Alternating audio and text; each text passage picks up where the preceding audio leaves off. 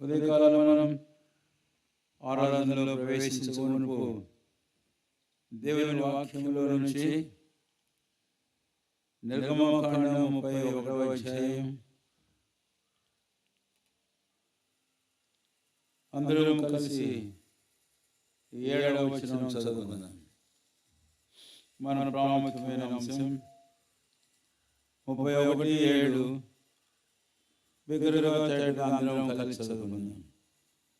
ప్రత్యక్ష గుడారమును, సాక్ష్య మందసమును, దాని మీదనున్న కరుణాపీఠమును, ఆ గుడారపు ఉపకరణములన్నిటినీ చాలు. రెండవదిగా 2వ దినవృత్తాంతముల గ్రంథం 7వ అధ్యాయం మనం చదువుకుందాం. అందులో 12వ వచనం. 2వ దినవృత్తాంతముల గ్రంథం 7వ అధ్యాయము 12వ వచనం అందరము కలిసి చదువుకుందాం.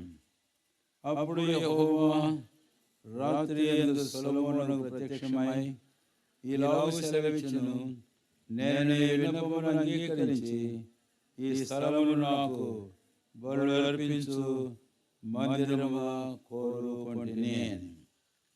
3వ భాగం 100వ కీర్తనల గ్రంథం మనం తీద్దాం. అందరము కలిసి 4వ వచనాన్ని మనము చదువుకుందాం. 100వ కీర్తన 4వ వచనం. కృతజ్ఞతార్పణలు చెల్లించుచు, మీరు బిగ్గరగా చదవడం లేదే? 100వ కీర్తన 4వ వచనం అందరం కలిసి బిగ్గరగా.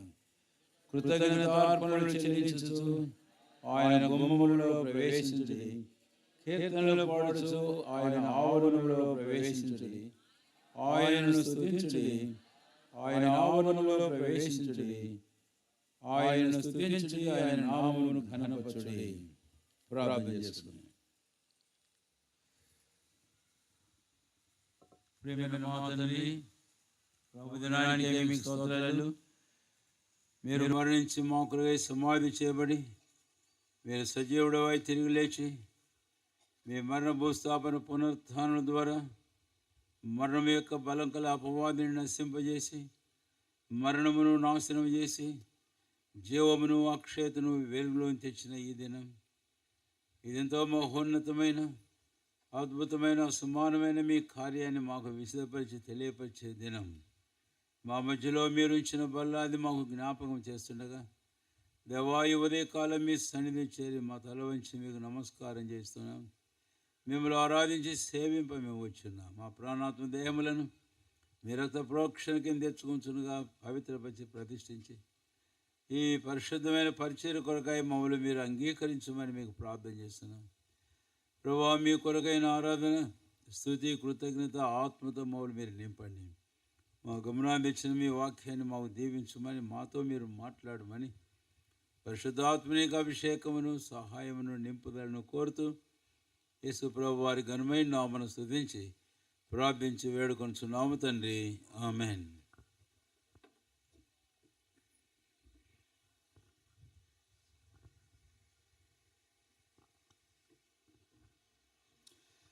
చదివిన ఈ వాక్య భాగాలు 3 మనం చదివాం. మొదటిది నిర్గమకాండం 31వ అధ్యాయం 7వ వచనం.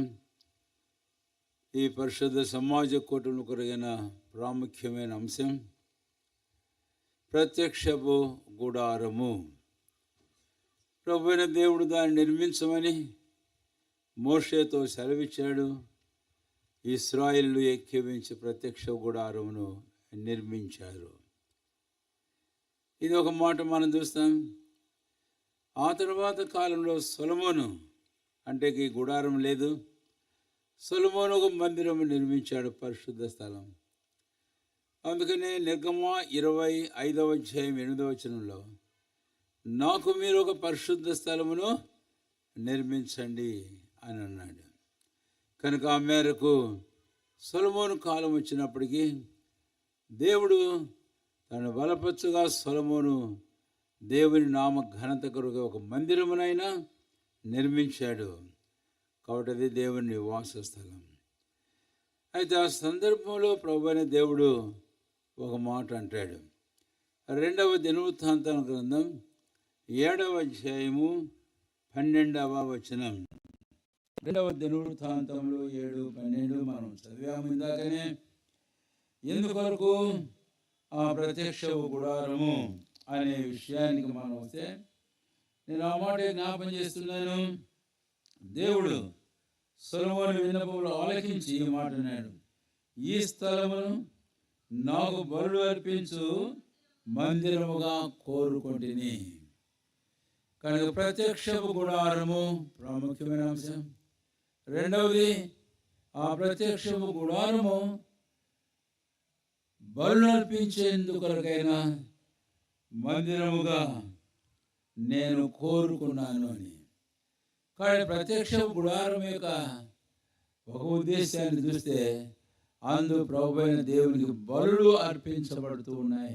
ఇది 2వ తలంపు. ఆ తర్వాత 3వ తలంపుకు మనం వస్తే 100వ కీర్తనలో మనం చూస్తాము 4వ వచనంలో, కృతజ్ఞతార్పణలతో ఆయన గుమ్మములలో ప్రవేశించుడి, కీర్తనలు పాడుచు ఆయన ఆవరణములలో ప్రవేశించుడి అనే మాటను మనం చూస్తాం. కాబట్టి 3 పదాలలో 3 వాక్యాలలో, ఒకటి ప్రత్యక్ష గుడారం, రెండవది ప్రభువుకు బలులు అర్పించేందుకు స్థలం, మూడవది ఇక్కడ ఆహ్వానాన్ని మనం చూస్తాం. రండి, మీరు గుమ్మములలో ప్రవేశించండి, ఆయన ఆవరణంలోకి రండి, ఆయన గుడారంలో ప్రవేశించండి. ఇలాగా కృతజ్ఞత అర్పణలతో మీరు ప్రవేశించండి. ఈ తలంపులు మనం హృదయంలో ఉంచుకొని ప్రభువును ఆరాధించడానికై మనం ముందుకు వెళ్దాం. మళ్ళీ జ్ఞాపం చేస్తున్నాను, ఒక 4-5 తలంపులు మీకు జ్ఞాపం చేస్తాను క్లుప్తంగానే. ఒకటి, 2వ దినవృత్తాంతములు 7:12. చివరి భాగం మాత్రమే కాదు, ఈ స్థలము నాకు బలు అర్పించు మందిరముగా కోరుకొంటిని అని. కాబట్టి ప్రత్యక్ష గుడారం ప్రభువైన దేవునికి బలు అర్పించవలనని ప్రభువైన దేవుడు కోరుకున్నాడు అని. సరే, ఇప్పుడు బలును గురించి మనం గమనించినట్లయితే ఏం బలు మనం అర్పించవలసినాం అనేటటువంటి విషయాన్ని మనం చూస్తాం. అందుకనే 2వ తలంపుకు మనం వస్తున్నాం. ఇప్పుడు 1వ పేతురు 2వ అధ్యాయము 2 దయచేసి 5వ వచనం. పేతురు రాసిన మొదటి పత్రిక, యేసుక్రీస్తు ద్వారా దేవునికి అనుకూలములకు ఆత్మ సంబంధమైన బలు అర్పించుటకు చాలు. ఏ బలు అంటే చెప్పండి. కానీ దయచేసి మాటలు గమనించుకుంటూ ఉండండి. ఒకటి ప్రత్యక్ష గుడారం, రెండవది దేవునికి బలు అర్పించు స్థలం, మూడవది ఆ బలు ఏం బలు అంటే అవి ఆత్మ సంబంధమైన బలు. ఆ రోజు ప్రత్యక్ష గుడారంలో ఎన్నో శరీర సంబంధమైన బలు అర్పించారు. పశువులను అర్పించారు, పొట్టేలను అర్పించారు, గొర్రె పిల్లలు అర్పించారు, వారు పావురములు అర్పించారు, ఇంకా అనేక విధాలైనటువంటి అలాంటి బలును అర్పించారు. అయితే ఇప్పుడు ప్రభువైన దేవుడు అట్టి బలును ఆయన కోరడంలే. కీర్తనకారుడు అన్నాడు, నీవు కోరినట్లయితే నేను వాటిని అర్పిస్తాను, కానీ నీవు కోరినది ఆత్మ సంబంధమైన బలును కోరుతున్నాను. కాబట్టి అలాంటి బలు ఈ ఉదయకాలం మనం అర్పించడానికి చేరవచ్చాము. ఏంటివి ఆత్మ సంబంధమైన బలు అనేది కూడా మనం జ్ఞాపకం చేసుకోవాలి. హెబ్రీయులకు రాసిన పత్రికలో 13వ అధ్యాయం, ఇక్కడ దావీదు పౌలు అపొస్తలుడు ఈ మాట అంటాడు. హెబ్రీ 13:15. కాబట్టి ఆయన ద్వారా మనం దేవునికి ఎల్లప్పుడూ స్తుతియాగం చేయము, ఆయన నామమును ఒప్పుకొనుచు జిహ్వా ఫలమును.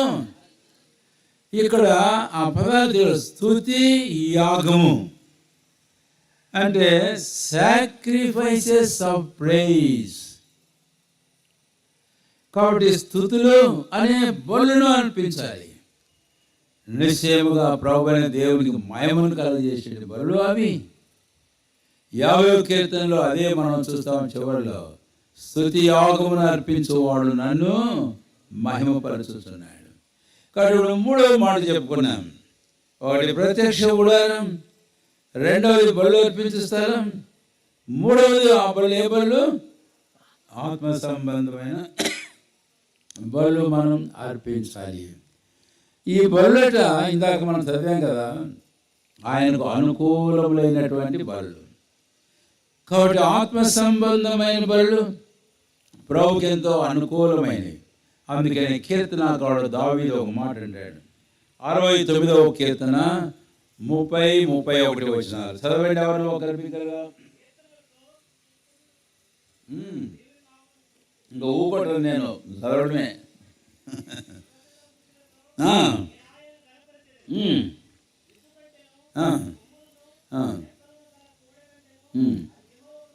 అది చూసారా? కాబట్టి నేను కీర్తనలతోనూ కృతజ్ఞతాస్తుతులతోనూ నేను ఆయన నామమును ఏం చేస్తాను? ఎందుకంటే నువ్వు కొమ్ములు డెక్కల కోడె కంటే నువ్వు యెహోవాకు. ఈ రోజున అలాంటి ప్రీతికరమైన ఆత్మ సంబంధమైన బలు అర్పించ మనం ఇక్కడికి చేరువచ్చాం. ఇప్పుడు 4వ మాట వెళ్దాం. ఎవరు అర్పిస్తారు? అర్పించగల వారు ఎవరు? ఈ ఆత్మ సంబంధమైన బలులు అనే విషయాన్ని మనం గమనించినట్లయితే 1 పేతురు 2వ అధ్యాయం 5వ వచనం, మనకి అనుకూలంలో ఆత్మ సంబంధమైన బలు అర్పించదు పరిశుద్ధ యాజకులుగా ఉండునట్లు. బలులు అర్పించుటకు ఎవరు చెప్పండి? ఎవరు? పరిశుద్ధ యాజకులు. మీరు చెబుతుండాలి. మీరు ఎవరు ఉండకూడదు. బైబిల్ తెరవాలి, రెఫరెన్స్ చూడాలి. నేను చెప్పినప్పుడు, నేను ఆగిపోయినప్పుడు మీరు చెబుతుండాలి. బలు అర్పించుటకు పరిశుద్ధ యాజకులు. కాబట్టి అలాంటి వారు మాత్రమే బలు అర్పించదగినటువంటి వారు. దయచేసి ఆ మాట గమనించండి. ఆ రోజు ఆ ప్రత్యక్ష గుడారంలో లేవి గోత్రపు వారు ఉన్నారు, అహరోను కుమారులు ఉన్నారు, అహరోను ఉన్నాడు. కాబట్టి వీరు దేవుని గుడారంలో బలు అర్పించేటటువంటి యాజకులు. అయితే ఆ రోజు ఆ యాజకులను గురించి వాస్తవానికి ఆ మాట మనం చెప్పలే.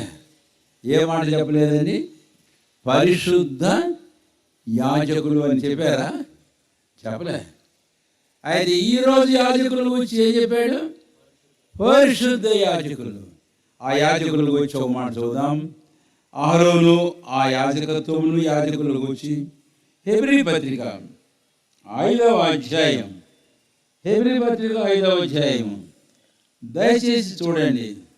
2వ వచనం, తాను కూడా బలహీనత చేత ఆవరింపబడినందున. అంటే ఎవరిది?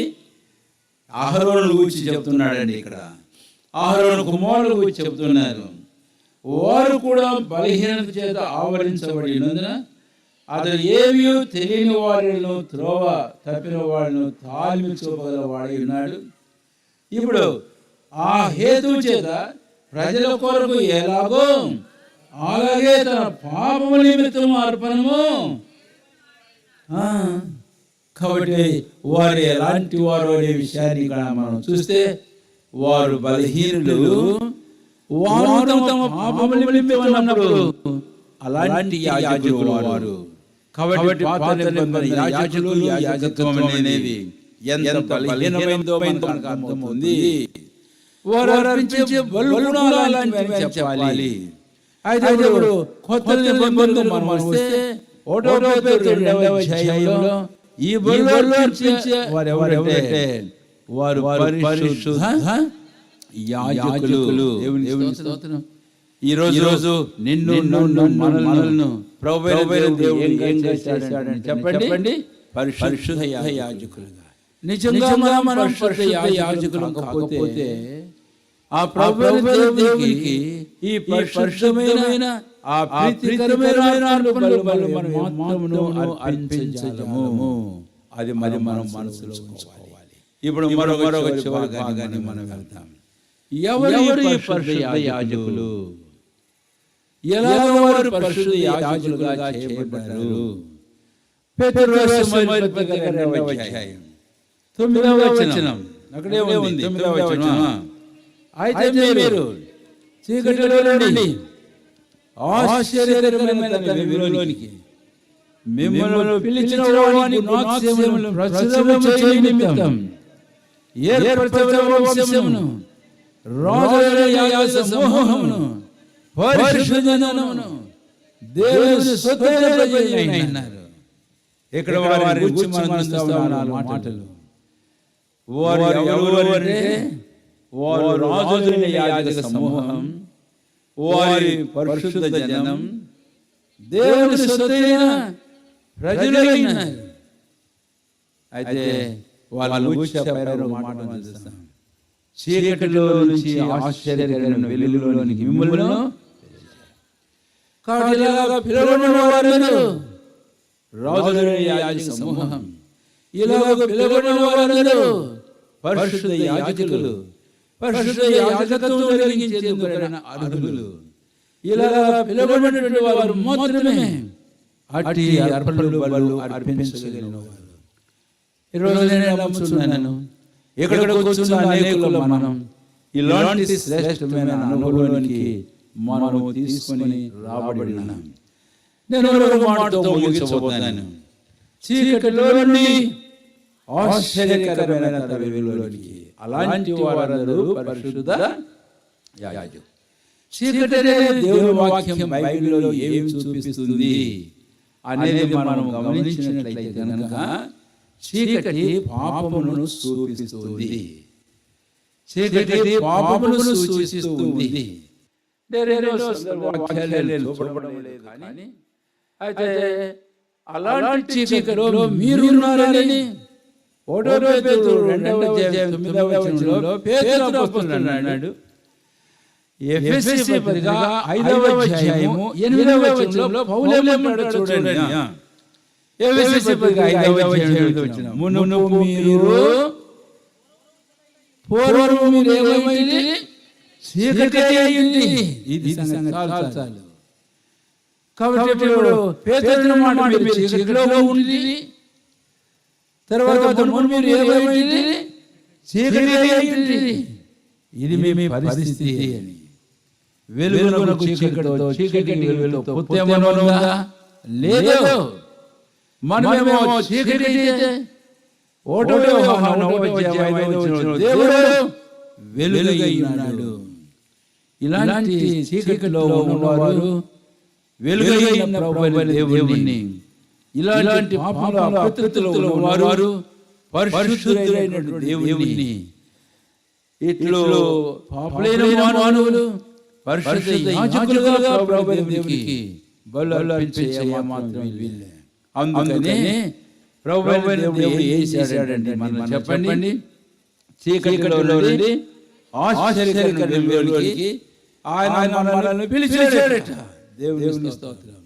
చీకటిలో నుంచి వెలుగులోనికి పిలిచాడు.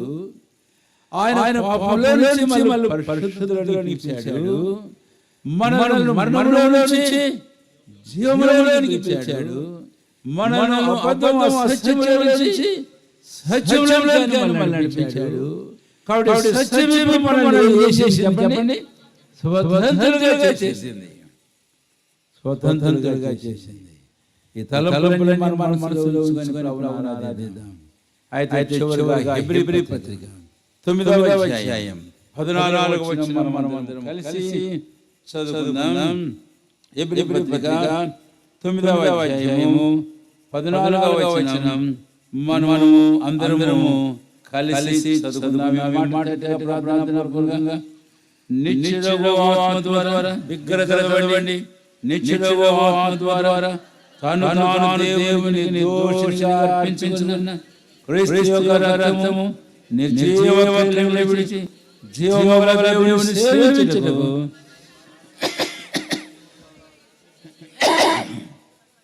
జీవముగల దేవుని సేవించుటకు మీ మనస్సాక్షిని ఎంతో ఎక్కువగా ఓ దేవునికి స్తోత్రం. ఈ రోజున నేను ఎప్పటివాడున్నాను, నన్ను గురించి వాక్యం చెప్తున్న మాటలు నేను విన్నాను కదా.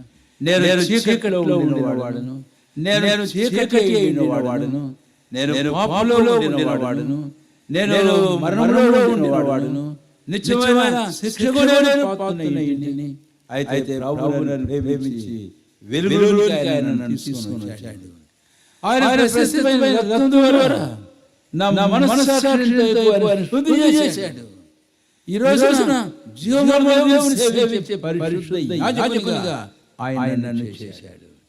ప్రకటన 1వ అధ్యాయం 6వ వచనం, మనల్ని ప్రేమించు తన రక్తం వలన మన పాపముల నుంచి మనలను విడిపించిన వానికి మహిమయు ప్రభావమును యుగయుగములు కలుగుగాక. ఆమేన్. ఆయన మనలను తన తండ్రి దేవునికి ఒక రాజ్యముగాను యాజకులుగాను చేసినాడు. దేవునికి స్తోత్రం. ఇక్కడ కూర్చుని ఎవరైనా సరే ఇలాంటి శ్రేష్టమైన అనుభవంలోకి నీవు వచ్చితే నీవు ప్రభువైన దేవుని సేవించుటకు పరిశుద్ధ యాజకులుగా ఆయన అంగీకారంలో ఆసన బలులను మనం అర్పిద్దాం. అట్టి బలులతో ప్రీతికరమైనవి కాబట్టి ఎలాగా మౌనంగా నా ప్రభువా ఇలాంటి వాడిని నన్ను అంతటి పరిశుద్ధమైన నిన్ను సేవించే ధన్యత నాకు అనుగ్రహించావు. ఇది కేవలం నీ ఉచితమైన కృప. నీ బలియాగం ద్వారా నా జీవితంలో ఇలాంటి కార్యాలు నెరవేర్చావు. ఈ రోజు పరిశుద్ధ యాజకునిగా నీకు ఆత్మసమైన బలులు అర్పించేవానిగా ప్రీతికరమైన సేవ చేసేవానిగా నన్ను చేశావు. కాబట్టి నేను ఆరాధిస్తున్నా, నేను నిన్ను సేవించి నామమును కనపరుస్తున్నా. నా ఆరాధనని అంగీకరించు. ఈ తలపు మనసులో ఉంచుకొని ప్రభువును ఆరాధించుటలో ప్రవేశిద్దాం. ఒక్కసారి నేను జ్ఞాపకం చేస్తున్నాను ముఖ్యమైన మాటలు. శీర్షికలే: 1 ప్రత్యక్షపు గుడారము మీరు నిర్మించండి, నా కొరకు మీరు నిర్మించండి. 2వది ప్రత్యక్ష గుడారము నాకు బలులు అర్పించు స్థలం. అది ఆయన కోరాడు, నాకు ప్రత్యక్ష గుడారం కావాలి. ఎందుకు కోరుతున్నావయ్యా? అది నాకు బలులు అర్పించు స్థలంలో ఉండాలని నేను కోరుతున్నా. కాబట్టి ఇలాంటి 2వ అనుభవం మనం చూసాం. 3వది ఏం బలులు అర్పించాలట? ఆ రోజు ప్రత్యక్ష గుడారం మించిన ప్రత్యక్ష గుడారం, దాని గురించి మనం చూస్తాం. కాబట్టి ఆ గుడారం ఆత్మ సంబంధమైన అర్పించేది. ఆ బలులు అంగీకారమైనవి అన్నాడు. అవి నువ్వు కోరలేదు, అవి నీకు అంగీకారమైనవి కావు. అయితే నీకు ప్రీతికరమైన ఆసన బలిగా నేను అవి అర్పించి నేను ఆరాధించి కనపరుస్తున్నాను. అందుకొరకై నన్ను నీవు పరిశుద్ధ యాజకునిగా చేశావు. అదే 4వదిగా మనం చూచాం. జీవముల దేవుని సేవించేందుకు అర్హత ఆయన మనకు అనుగ్రహించాడు. మనం ఎలాంటి వారమో చూచాం. అయితే ఇది ఎలాగా సాధ్యం చేశాడు ఆయన అంటే నిత్యుడుగా ఆత్మ ద్వారా తనను తాను అర్పించుకున్న ప్రభువైన క్రీస్తు. ప్రకటన 1వ అధ్యాయం 6వ వచనం మనం చదివాం. అందుకని ఆయన మరణ పునరుత్థానములు, ఆయన ప్రశస్తమైన రక్తం, వీటన్నిటికంటే ముందు ఆయన అపారమైన ప్రేమ మన జీవితంలో కనపరిచి అలాంటి వారిని చేసినందుకై ఈ కొన్ని తలంపులు మన హృదయంలో ఉంచుకొని ప్రభువును మనం ఆరాధించి ప్రభువును మనం ఘనపరచుగాక.